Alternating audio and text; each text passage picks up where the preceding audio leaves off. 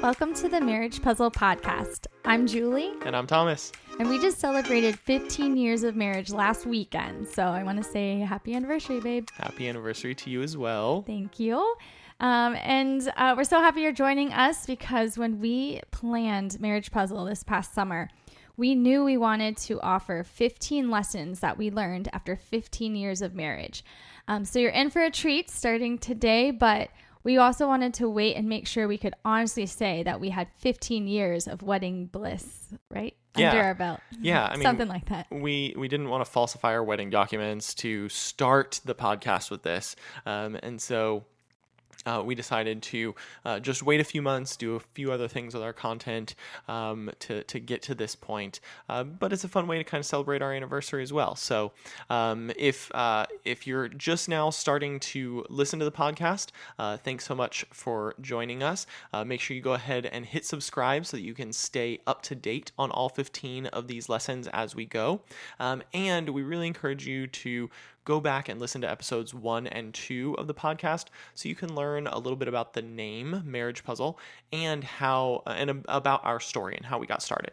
Yeah, and there's also a blog post on our website, marriagepuzzle.com, from July 1st, titled Marriage Puzzle. So if you rather read it, hopefully that blog post will help paint a good picture of what we're all about. Yeah, and we want to give a little disclaimer off the top and let you know we don't consider ourselves marriage experts by any means, but we do have 15 years of experience now. And so we've had a lot of successes, we've had a lot of failures, and we've made mistakes along the way. And we just hope that we can pass along some knowledge and wisdom that you guys can learn from. And whether you have more experience in marriage than us or less experience, we think that we can always learn from anybody. And so if you're here, we hope you gather something out of this. And if you're listening and your spouse isn't listening, make sure you send this podcast over to them so they can start listening with you. And we're so excited that you're joining us. So let's go ahead and kick off this 15 lessons after 15 years with lesson 1, of course, which is going to be supporting your spouse. Yeah, number 1, it's not in any particular order, actually. This is a lot of original content of lessons that we've learned in 15 years. So we do have 15 things, but it's not necessarily the top number 1 or the best for last kind of things. There's all sprinkled in, but we wanted to start with support your spouse because the world in 2021 and even years leading up to it is or if you're listening to this in like 2025. Yeah, exactly.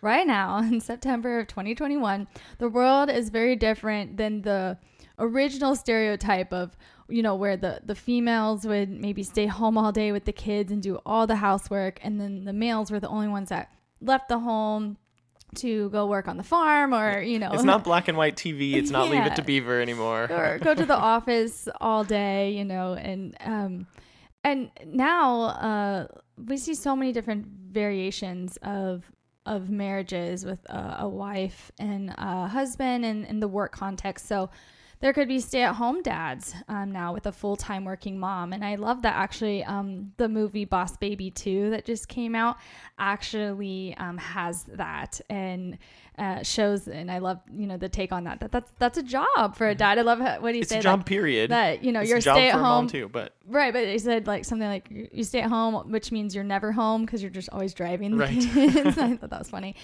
So there could be that. Maybe both spouses work out of the home or at home nowadays. Mm-hmm. And that's our story now and have to navigate that. Or even the wife could be the breadwinner. One could work full-time or one part-time, and so on and so on. I could list so many different things, but the point is that every household in America now has a very different variation that they're trying to navigate. Our friends and families, marriages and work contexts aren't the same as what ours are. And so we're all trying to figure out how do we support our spouse in these different life contexts. Yeah, and we've got a couple of personal examples that we're going to share with you guys, and I'll go ahead and kick it off with mine, because to just kind of go back for a second, there's a lot of ways you can support your spouse. I mean, in their endeavors and their work and your marriage and your dreams, things like that. And so it doesn't have to just be work, because it can be passions and even nonprofit work, or even caring for the children. We just have work examples, but in a minute, overall we'll give kind of some takeaways of how to support your spouse in other ways too. Yeah, absolutely. And so my example is to kind of tell you the story a little bit. I had worked at the same job for 6 years. In fact, we were working at that job together. And at coming up to the end of 2019, I started transitioning out of that job into something new at the beginning of 2020. And so I switched from basically a regular 9-to-5 accounting job, and the structure at the organization was changing a little bit, and so I was transitioning out, and then I switched to another company that I was doing temp accounting work, and I was going from project to project, helping people with their books for, if they just fired their previous person and they needed someone to fill the gap till they got their new person, things like that. And so I was kind of, it was one company, but I was kind of hopping around from project to project. And so the company that I was working for, it was great. They had me on projects, and then COVID happened. And in March, April of 2020,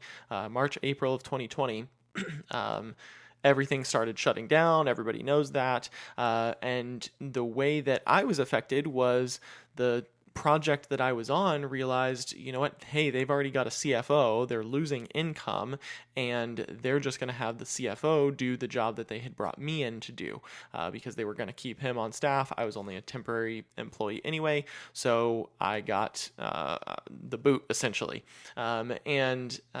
Then, I was waiting to get put on another project, but at that point, every other company started doing the same thing. And so at that time, I was like, well, I'm out of work, effectively. Luckily, in that job, I had a little bit of pay, so that was getting us by for a little while. But I came across a program that would allow me to get certified as a financial coach, which had been a passion of mine for a while. It was through the Dave Ramsey organization. So if you don't know about Dave Ramsey, make sure you go check it out. Check him out, because he is kind of the financial guru in terms of budgeting and things like that. And so we had kind of gone through his program ourselves to help better our finances. And I was like, well, this is perfect. I already know the program. I can get certified in this, through them with a good backing of a good company, and then do this. And so I came to you and I talked to you about it. I was out of work. I was looking for jobs, but no one was hiring. I was like, well, what should I do? And I came to you with this, and it was a pretty big financial investment for me to come to you with and say, hey, I think we should spend a lot of money while I don't have any income, and so that I can do this.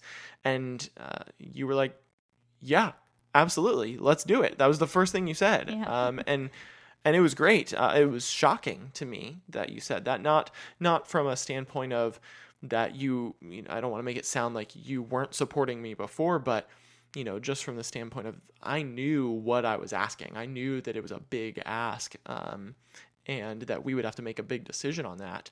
And to just have you come out of the gate and be like, yeah, absolutely, that sounds like it's right up your alley, was exactly what I needed at the time. But that's the key, right up your alley. I could see it was a passion and dream of yours, and I do need financial security. Mm-hmm. So it's not every day that I say go spend thousands of dollars to invest in yourself. And what do I get out of this, But I saw a spark in you that it made it easy to, on that particular scenarios say, I want to personally invest in you because I know then you're going to invest in our family. Right. And seeing your passion come alive to this day, I still love, seeing you and even hearing you on those coaching calls. You just come to life, and you're really in your sweet spot. Well, and the good news is I didn't have to pitch you a pyramid scheme or anything like that. So it was It legit was and legit. a legit business. Dave Ramsey, sure. Yeah. He knows what he's doing and will help us out. And it turned out to be the right decision. So yeah, if you need financial coaching, my information is going to be in the show notes. Reach out to me. I'll get you some help. Yeah. Yeah. Mine also was from a job change where Thomas supported me the most. Not to do a long story, because I was at a place for 8 years and talked a little bit about it on our burnout episode of a place that I loved what I did, loved who I worked with, and what I was accomplishing, and who was also helping in that work. But probably around the same time that things started changing for you, I did have things start changing. I mean, who didn't have things change after COVID? And so I stayed. I was blessed to have my job for a lot longer, but it then became maybe not the right place that I should stay, even though there were people who were laid off and things like that. It just became something that I didn't want to stay at anymore. And there was a shift in me. But, at the time, with us still investing in your business, and it was still growing. If I can be so bold to say, I was one of those, the opposite stereotype where I was the breadwinner at the time. Mm-hmm. And so I wasn't just coming to you with an idea of a career change, a shift. That was you coming to me like, okay, yeah, we'll have to spend money to make money, but I trust you. I kind of left one day, got in the car, my job, and I called Thomas and I said, because he was home, and I said, I think I told you, put a show on, put a movie on for the kids, because they were home from school. So I said, put a movie on for the kids. I need to talk to you. And you did, and I was so scared, but I was able to come and say, I think I'm going to quit my job. I think I want to quit my job. And I was so scared because I was like literally just saying, walk away from this paycheck. And from my perspective, let's just put that out there. My business had not like exploded where it was like, oh, I'm already making your salary. It's covered. That was not happening.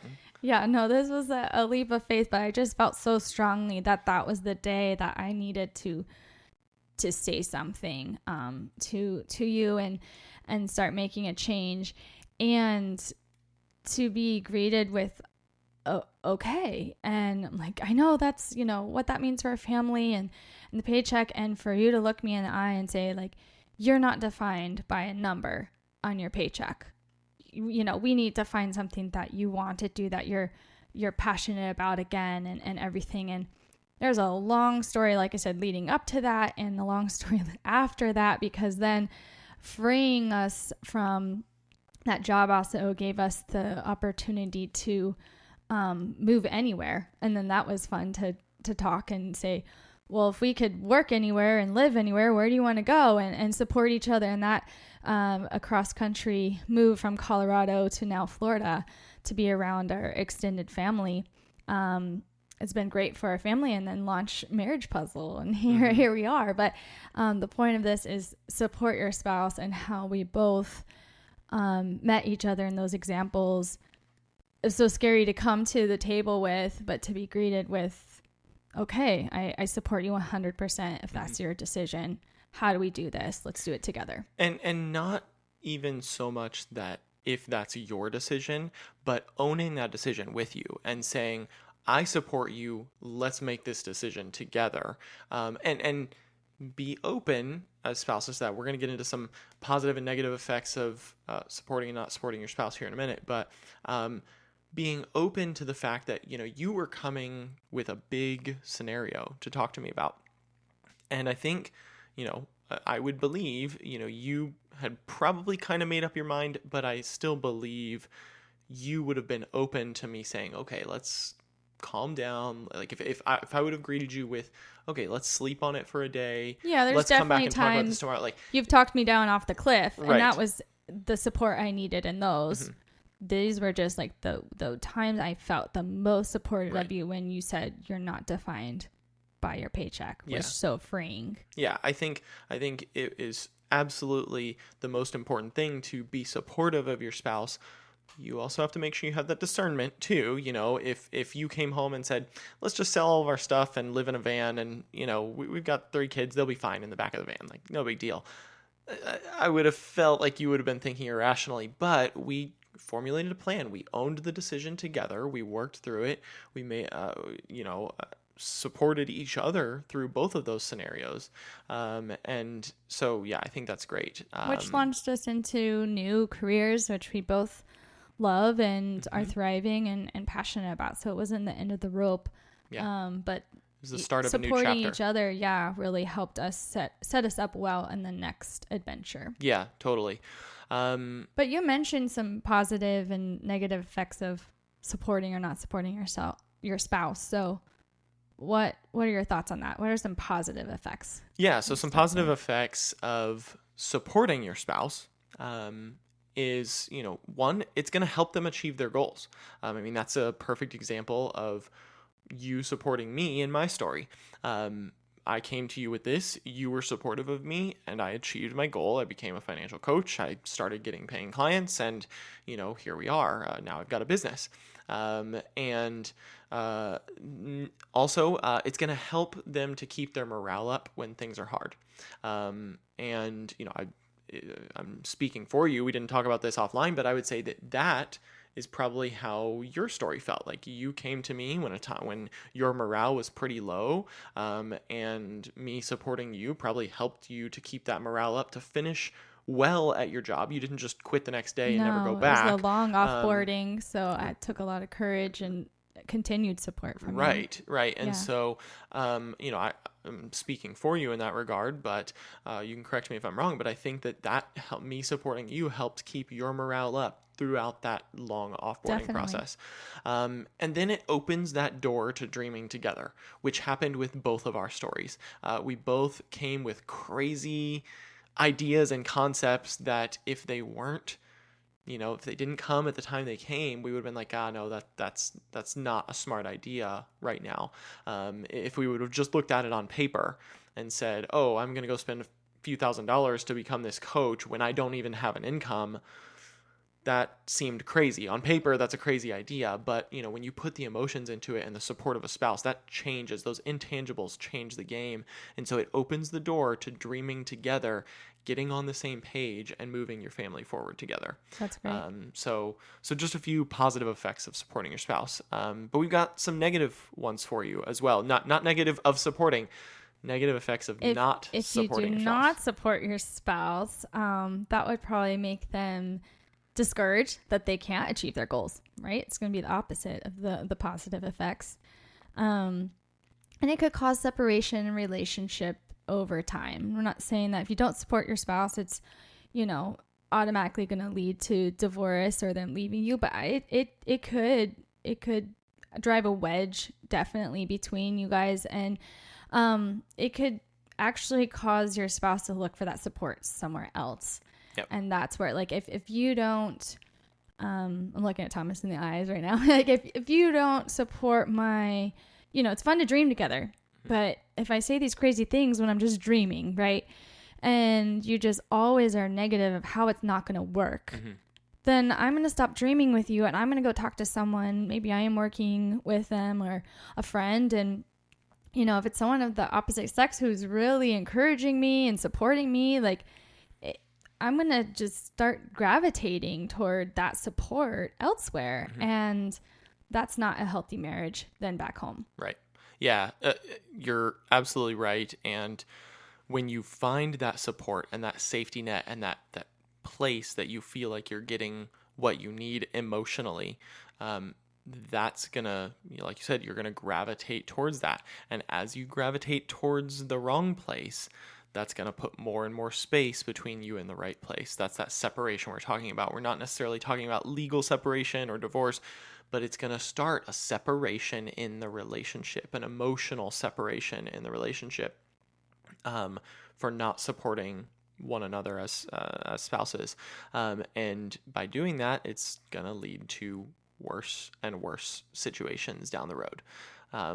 So yeah, now, if you listen to us, very much, we want to try as often as we can to leave you with some takeaways as we near the end of an episode.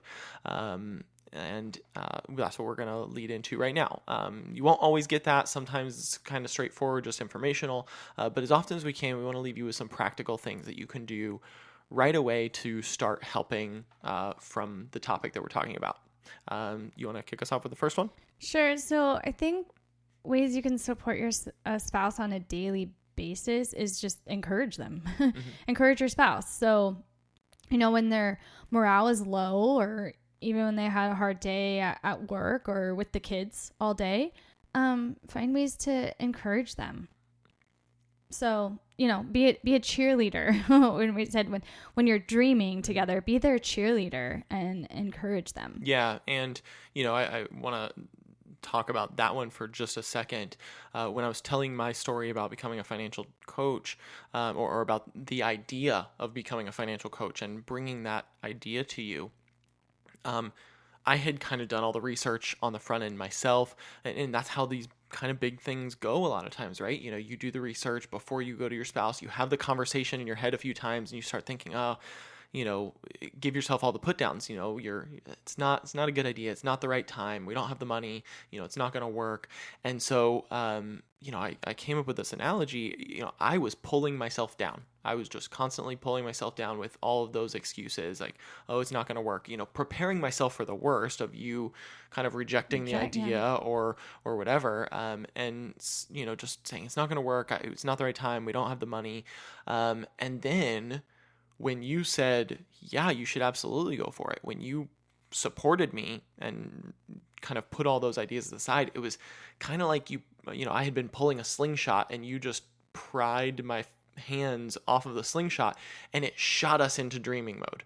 Mm-hmm. And just because of that support, it just launched us into a positive scenario in our marriage and dreaming in our family and looking forward. And so, that can be kind of what it's like. If you're a cheerleader for your spouse, you can slingshot yourselves into dreaming about your future, and really changing the trajectory of where you're at. Yeah. And so we just want to say supporting your spouse can be easy if you just encourage them every day. Mm-hmm. And there's a blog post as well about daily affirmations, because that's so important to us if you want to check that out. But the bigger takeaway, the second one, that's going to require you guys to listen to this together, or if you send it to your spouse, to listen to, schedule a time to sit, look each other in the eye, and ask your spouse, what is an area in our life or marriage, etc., fill in the blank, that I can support you better in? So what is an area I can support you better in? Asking your spouse that, and then just be quiet and listen. That's your homework for this week. That's our encouragement. Instead of just, oh, great, that was a great podcast on supporting your spouse, I'll try to do better. No, specifically sit down and ask them, where can I support you better? Right. I'm sure they have an answer. Right. Exactly. And the cool thing about that is it starts with I. It's saying, I want to do something for you. And so that's immediately going to bring down their defense, and open the door to communication. And the cool thing about this is when you say, I want to help you, they may feel like a jerk if they don't ask you that question back at the end. And so, not that you're trying to bait them into that. That's not where you should be coming at this from. But the good news is that likely they're going to ask that same question back to you once they tell you how you can support them, because they love you. They want to support you as well. And you have to be open and communicate that information. Yeah. So we have lots more lessons coming your way, 15 lessons after 15 years of marriage But this was lesson number 1, support your spouse. Yeah. So, as we said at the top, episodes come out every Mondays. Episodes come out every Monday. Like there's 2 Mondays in a week. They're just that good. Mondays. Everybody loves Monday. New episodes release every Monday. And if you are just kind of joining us, make sure you go check us out on Facebook and Instagram at Marriage Puzzle. And as Julie mentioned a couple times, we've got some blog posts out there. They come out on the 1st and 15th of every month, and you can check those out on our website, marriagepuzzle.com. Again, if this is your first time listening to us, go back and listen to episodes 1 and 2 to learn more about the name Marriage Puzzle, hear a little bit more about our story. Make sure you give us a rating on whatever podcast platform you're listening on, and go ahead and hit that subscribe button so you stay informed of every episode moving forward. And we'll see you guys again next week on Monday, and we look forward to having you there. We're together. We're going to work on marriage, one puzzle piece at a time. See you later. Bye.